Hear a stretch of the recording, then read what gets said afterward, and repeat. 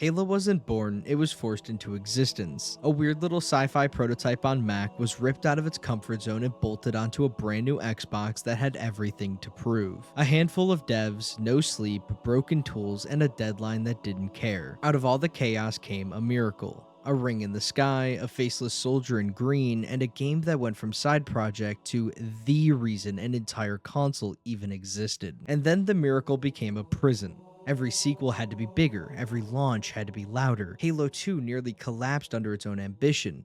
The crunch, the panic, the fights over who actually owned the universe, and it all stacked up until Bungie did the unthinkable. They walked away from their own creation at the height of its popularity. Halo kept moving without them, however, but it didn't heal and it didn't grow. A new studio took the name, inherited the legend, and got crushed under it. All the new studio delivered was a definitive collection that didn't work, sequels that split the fanbase, and a forever Halo that almost snapped under its own engine and its own promises. Now the name 343 is gone, the engine is abandoned, and Master Chief is being rebuilt in Unreal Engine 5, not as a victory lap, but as a last attempt to keep the universe alive. This isn't just the rise and fall of Halo, it's the story of what happens when the game that defined a generation becomes too heavy for anyone else to carry.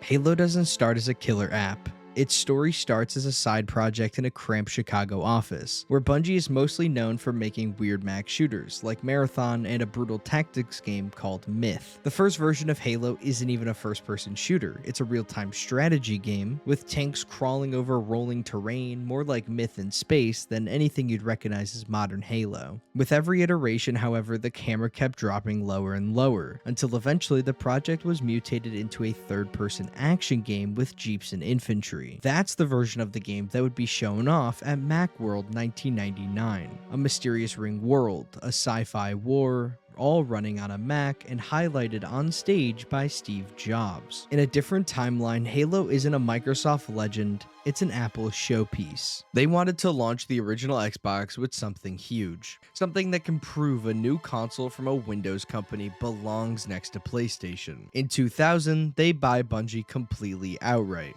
Overnight, Halo stops being a Mac game and becomes an Xbox launch title. The team has to move from Chicago to Redmond, rip their entire engine off of PC and jam it into an early Xbox dev kit, and flip the whole thing into a first-person shooter in just over a year. On paper, that should literally kill any game that attempts it. Internally, however, the last stretch of Combat Evolved is absolute pure chaos. Core systems are still being figured out months before launch, entire mission flows get thrown out and rebuilt, AI behavior, weapon feel, vehicle physics, all of it is being tuned while people sleep under their desks. The now infamous library level with its endless copy-pasted corridors is largely in there because duplicating geometry was faster than handcrafting something new. Other levels and whole new ideas never make it past the gray box at all. What Bungie has more than anything is taste and stubbornness. They know how it should feel, and so they keep cutting, rewriting, simplifying until the shape emerges. A tight campaign that loops you through the same spaces from different angles, a small cast of iconic weapons, AI that acts just unpredictable enough to make every encounter feel like it might fall apart. And on November 15th of 2001, Halo Combat Evolved shipped with the Xbox. LAN parties became a rite of passage, twin stick controls became the default language of console shooters, and from the outside looking in, it feels like fate. But inside Bungie, it feels like they barely made it over the finish line. And now,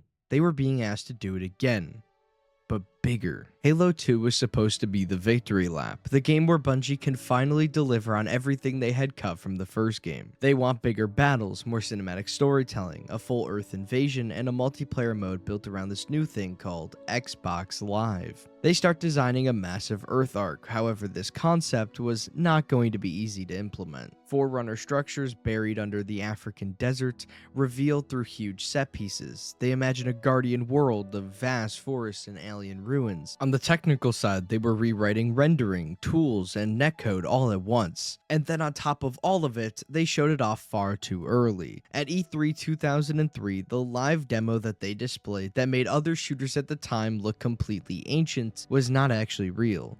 It was essentially a magic trick, a vertical slice built on systems and tools that were nowhere near ready to scale to a whole game. Back in the office, everyone at Bungie knew it.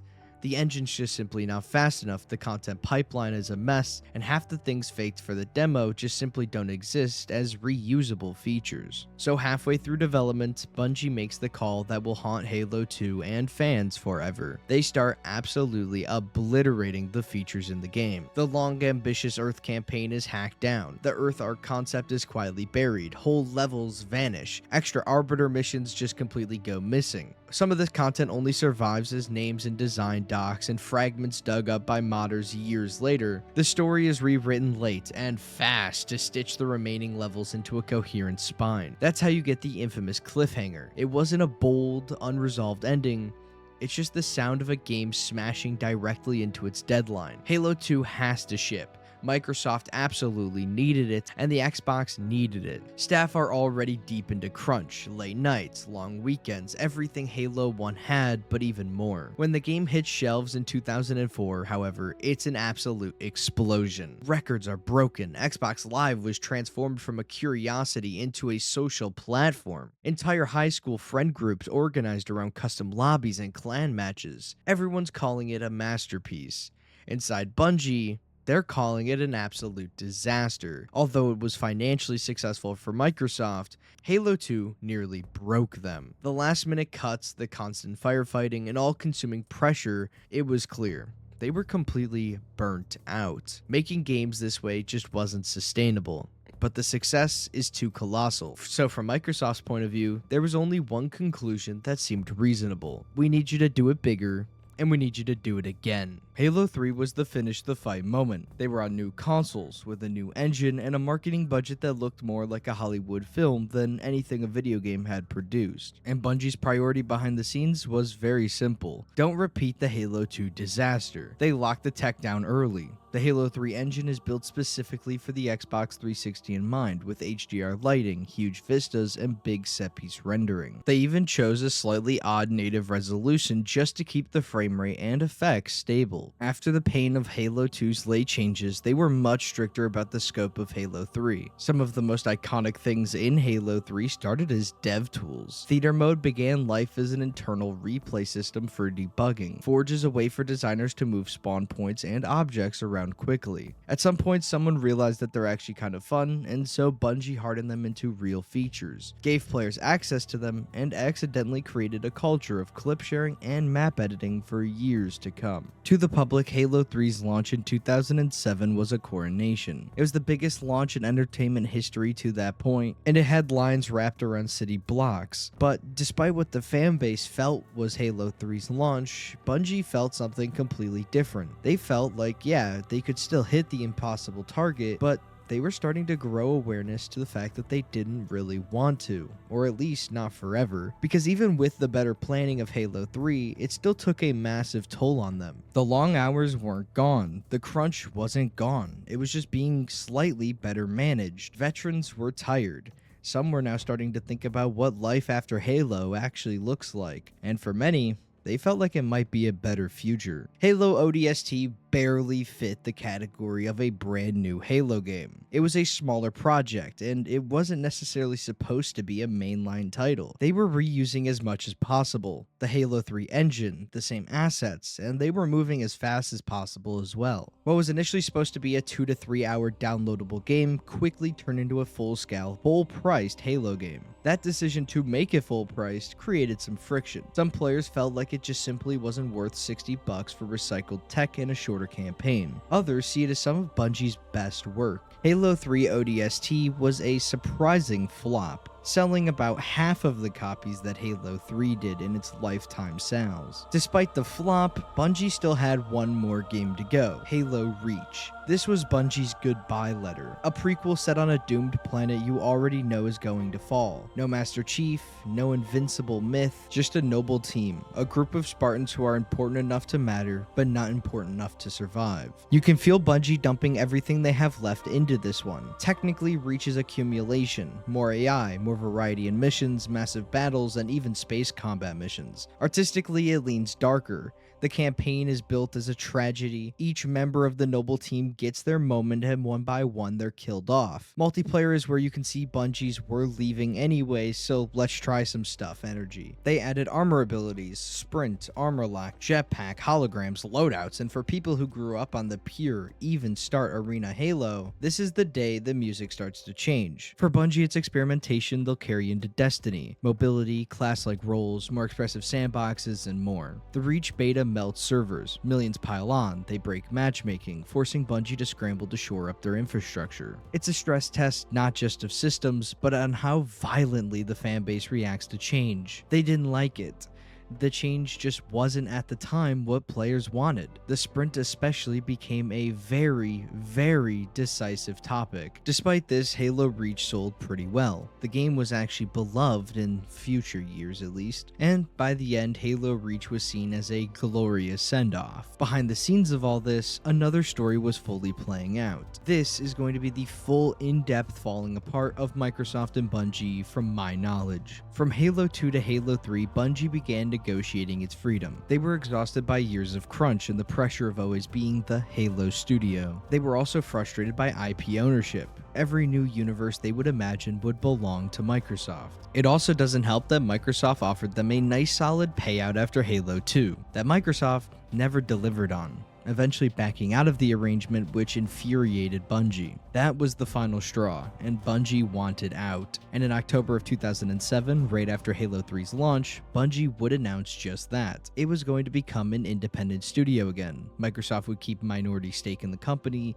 and crucially, they would retain ownership of the Halo IP. And in return, all Bungie would have to do is fulfill its remaining obligations, which was Halo ODST and Halo Reach. However, Halo ODST did have a bit of a disputed topic. Microsoft did not feel that Halo ODST should have counted towards their mainline titles, and that Bungie should fulfill yet another game. In the end, Microsoft backed down and just sold Halo 3 ODST as a full-price game. And when Halo Reach shipped in 2010, it was a nice send-off. It was the end of Bungie's Halo. The last mission says everything. You stay behind on a dying planet to make sure the Pillar of Autumn escapes with Master Chief on board. You fight until you can't. Your visor cracks, your armor burns, time jumps forward, and your helmet lies in the dust, as a voiceover reminds you that your sacrifice, forgotten or not, mattered. For players, that's the bridge back to Combat Evolved. For Bungie, that's the door closing behind them. They got the divorce they wanted, but they didn't get to keep the kid. Now, they would have to move on. And for Microsoft, sure, you got to keep the child, but you have a lot of unanswered questions. Who's going to raise that kid? Who's going to take care of it? Without its visionaries and without its creators, what really is Halo? The solution they land on is 343 Industries. It was initially pitched by its future GM, Bonnie Ross, who pitched it as a dedicated Halo steward. Not just another random internal team that's well established and has released plenty of critically acclaimed games like Rare, but a studio whose entire identity is Halo games, lore, transmedia, all of it. They hire plenty of lore experts. They build a Halo Bible to reconcile novels, comics, and games. And they start with lower risk projects, Waypoint, Halo Legends, map packs, Halo CE Anniversary, but everyone knows what's coming. Sooner or later, they're gonna have to make a numbered Halo, and Halo 4 was that game. From the outside, it's the definition of a successful handoff. Although controversial, it begins a new trilogy, a new focus on Chief and Cortana's relationship, shiny visuals pushing the 360 almost as hard as Reach did, reviews are solid, sales are pretty good, and Halo is alive. From the inside, there's an identity crisis. 343 wanted to mark their territory. The art style shifted to sleeker, more segmented armor and busier weapons. Forerunner architecture becomes clean, glowing, and abstract. Multiplayer leaned into trends from the wider FPS scene like loadouts, perks, and unlockables. Some fans loved the change. Many pointed out the fact that Bungie had already started this transition with Reach. A lot of others pointed out the fact that Reach wasn't a mainline entry, therefore the rules did not have to apply to it, and also state that it just feels like Halo was wearing someone else's clothes.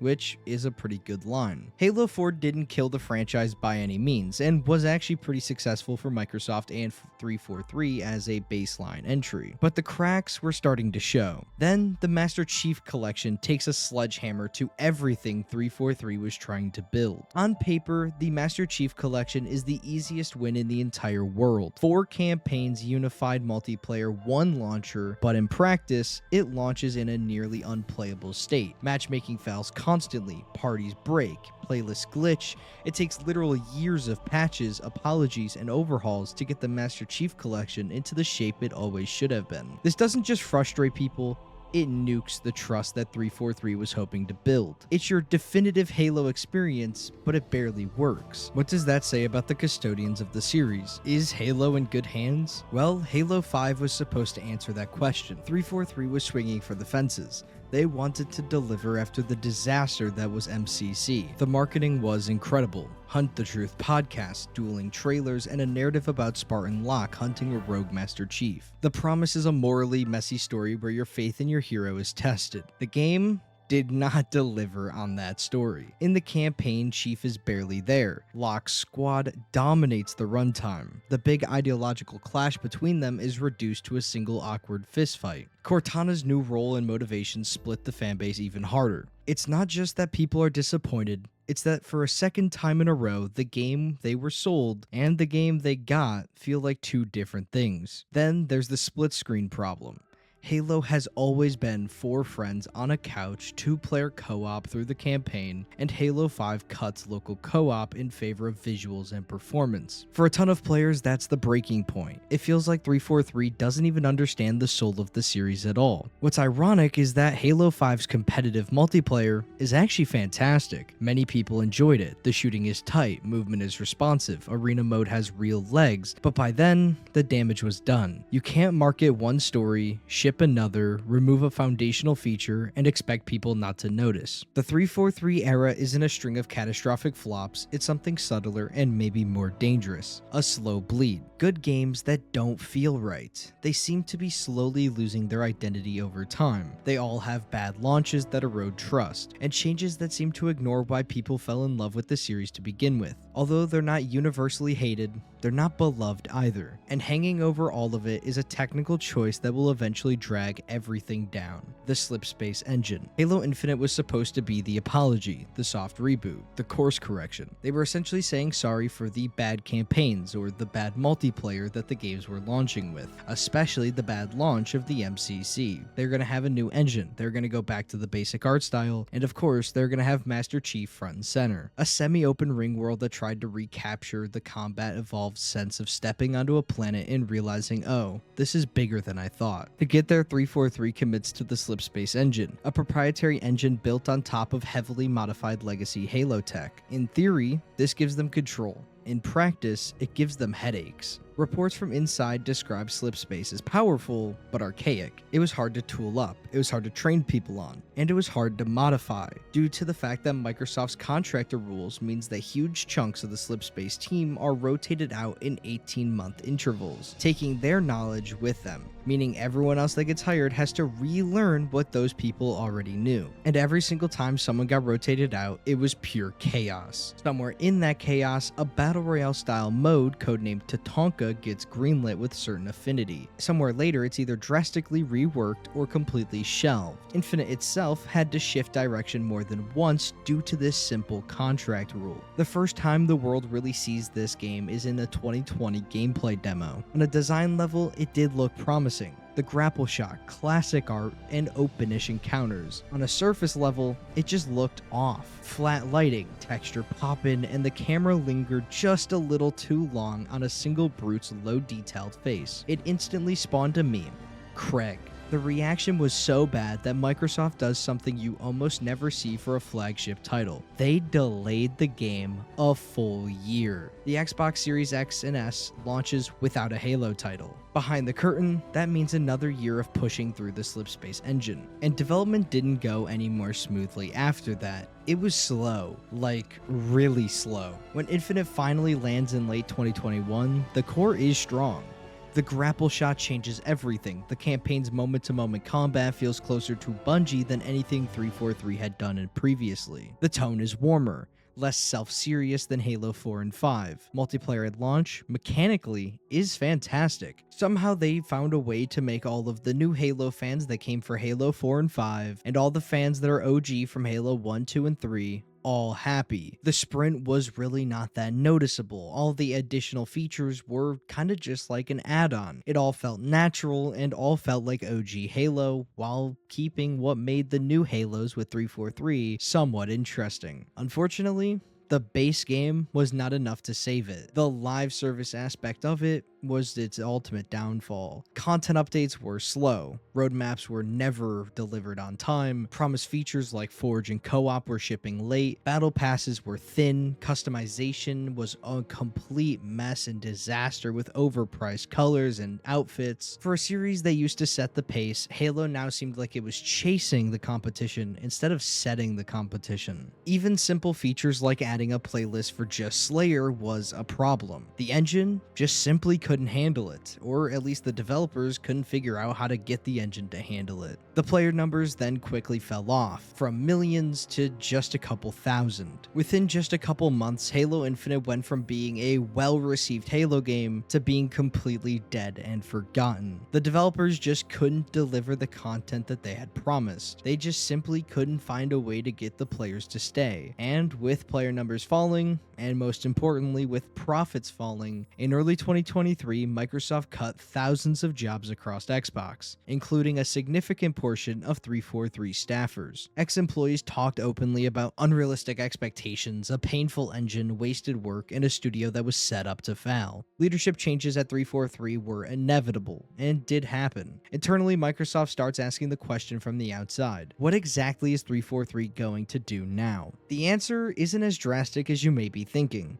Other studios may have shut down 343 entirely, handed Halo off to yet another established developer who has a history of releasing solid games, but instead, Xbox decided to kill off the name. They simply rebranded 343 to Halo Studios. It wasn't technically just a new logo. The leadership was brand new. The team was essentially revamped. It was a confession from Microsoft that the last decade of Halo did not go the way they wanted. Alongside the rebrand comes something fans have been hearing rumors about for years. Halo is going to be leaving the Slipspace engine behind. The engine that had caused them so many problems, but that they were so confident in that they were going to make it the next 10 years of Halo, was being abandoned. The future core project will be built in Unreal Engine 5. On a tech level, that's huge. It means nanogeometry, lumen lighting, modern workflows, and tools millions of developers already know, and then they can put people that have already shipped Unreal Engine games immediately into their workflow instead of spending months teaching them about a custom engine. It's something a lot of developers are doing. CD Projekt Red, the most infamous of the bunch, abandoning a very promising Red engine for the UE5 engine instead. It just allows them to skip a lot of the training process that comes along with having a proprietary engine that no other developer knows outside of your company. For Halo Infinite fans, the game will keep running on the Slipspace engine and get its promised updates, but all the fresh, core Halo games, the ones that will try to redefine the franchise for the next generation, are being prototyped and will be made in UE5. Internally, Halo Studios is repositioned as a multi-project outfit. It'll be something more akin to Battlefield and how they operate than anything 343 was doing in the past. At the same time, although struggles don't magically vanish, layoffs continue across Xbox, veterans are still leaving. The reports about the next big Halo are reportedly promising, but it's still not there yet. The past decade's scars don't disappear because the splash screen changed. So that's where Halo is right now. It's perched on the edge of its third life. Bungie's Halo was discovery, a bunch of tired developers duct taping an RTS into a phenomenon. 343's Halo was inheritance, a new studio trying to carry someone else's legend while wrestling with its own tools and missteps. Halo Studios, well, their Halo is going to try to survive as long as it can. Not sales, not Metacritic, survival of a brand, of a team, of a sense of identity that's been eroded by a long string of good, but not great, and certainly broken releases. If Halo wants to rise again, UE5 won't be good enough. You can't fix a decade of culture and expectation with better shadows. It's going to come down to whether the people inside Halo Studios are actually allowed to do the thing that Bungie did way back in Chicago. Cut features? Say no. Pick a clear identity and live or die by it. Ship something that knows exactly what it is instead of trying to be everything at once. The first time you see the next Halo, not in a cinematic, not in a carefully staged managed demo, but in raw, unfiltered gameplay. In somebody's shaky cam leak from the show floor, you'll know. You'll see in the way the weapons sound, in how the AI moves, in whether they're split screen, in whether the menus feel like they're begging you to live there forever, or just inviting you along for the ride. That's when you'll find out if this is the end of the story, or just the latest hard reset in a series that's been built on the impossible promises since the day someone at Bungie pointed at a ring in the sky and said, "What if you could land on that?" I hope you guys all enjoyed the video. This wasn't as in-depth as a Cyberpunk or a No Man's Sky video, as it was more of a broad story of the Halo IP, but I still think I covered basically everything. If you'd like to support the channel, you can now become a channel member. That would be greatly appreciated. Help me do this full time. That would be great. If you can't afford to do so, no biggie. Just hit the subscribe button and you'll help me out that way. Without further ado, this has been another video from me. I hope you enjoyed it. Have a good one. Peace.